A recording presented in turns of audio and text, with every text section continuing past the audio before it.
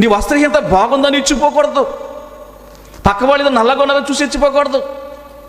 ఇలాగ ఒకరు ఇచ్చు తగ్గులు ఇచ్చిపోకూడదు. ఇచ్చిపోతే నీకేముంది? ఏమండి, నేను ఇచ్చిపోతే నాకేముంటుందండి? అది తలపొడన్న ముళ్ళో, డొక్కల నిప్పని ముళ్ళో ఆయన తెలుసు, తల్లికి తెలుసు ఏ బిడ్డకి ఎంత ఆహారం పెట్టాలో, ఎవడు ఎక్కువ తింటాడు, ఎవడు తక్కువ తింటాడు, ఎవరు ఎలా తింటారో తల్లికి తెలుసు. బిడ్డల విషయం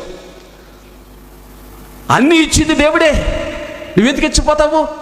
అన్నాలు ఇచ్చింది దేవుడే, సముద్రం ఇచ్చింది దేవుడే, అన్నీ అవసరం ఇచ్చింది దేవుడే. నీకు హెచ్చింపు మనసు వచ్చిందా? నీకు రెడీగా ఉంది. ఏంటది? ఏమున్నది? కడుపులో నొప్పు. అమ్మా